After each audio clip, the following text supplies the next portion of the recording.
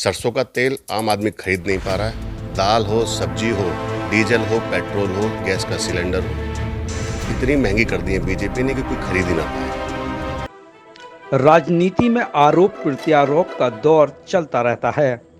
कभी मौजूदा सरकार विपक्ष पर आरोप लगाती है तो कभी विपक्ष मौजूदा सरकार को अपने सवालों के जरिए घेरने का प्रयास करती रहती है।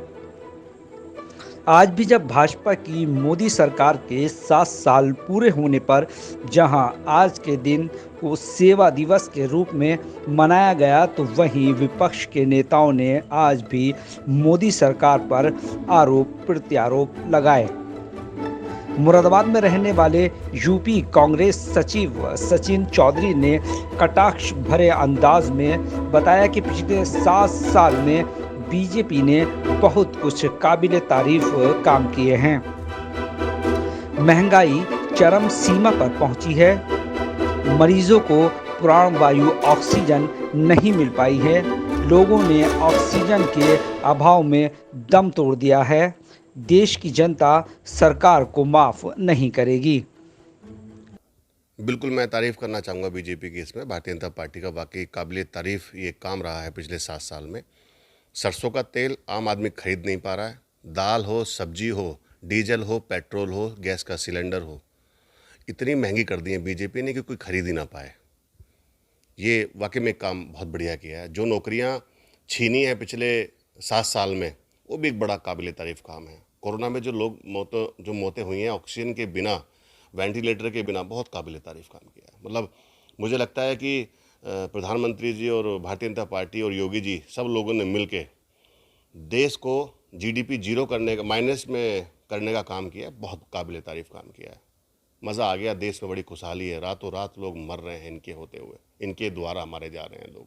ये है इनकी सच्चाई।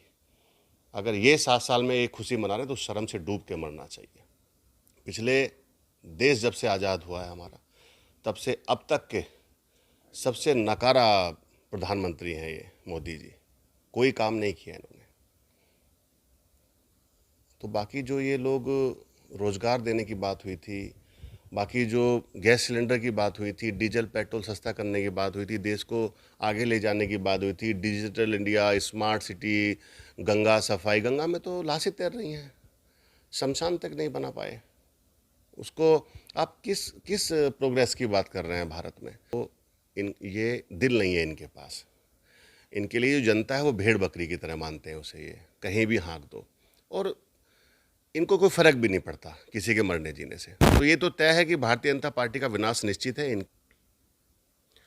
अब आप ये देखिए, जो किसान हैं वो प्रदर्शन में क्यों बैठे हुए? 6 महीने आंदोलन को हो गए, सुन नहीं रहे उनकी। जो रेलवे वाले लोग हैं वो प्रदर्शन कर रहे हैं। सबसे बड़ा हमारा रेलवे विभाग है। शिक्षा के लोग प्रदर्शन कर रहे हैं। हमारे जो कर्मी हैं काम करने वाले, वो प्रदर्शन कर रहे हैं। इन 7 सालों में प्रदर्शन के अलावा हुआ क्या है? और उनकी मांगें कितनी मानी जा रही हैं? आपने सब कुछ बेच दिया मोदी जी, सब कुछ बेच रहे हैं आप। पहली बात तो मुकदमा होना चाहिए जिन्होंने ड्यूटी लगाई है ऐसे समय के लिए, और दूसरा इनको नौकरियां मिलनी चाहिए, इनको सुविधाएं मिलनी चाहिए, क्योंकि आप उसको वापस नहीं ला सकते किसी इंसान को। वहाँ पे हमने ये किया, एक तो हमने मौतों के आंकड़े नहीं छिपाए हैं। दूसरा, ऑक्सीजन से हमारे वहाँ मौतें नहीं हुई हैं। ऑक्सीजन की कमी वहाँ पे नहीं है। बल्कि मैं आपको बता दूं, पंजाब ने उत्तर प्रदेश को ऑक्सीजन दिया। आप बहुत सारे जिला अधिकारियों से पूछ सकते हैं, सरकार से पूछ सकते हैं। तो कांग्रेस को काम करना आता है। देश आज़ाद कराने से लेके अब तक देश की सेवा की है और आगे भी कांग्रेस ही देश को चला पाएगी।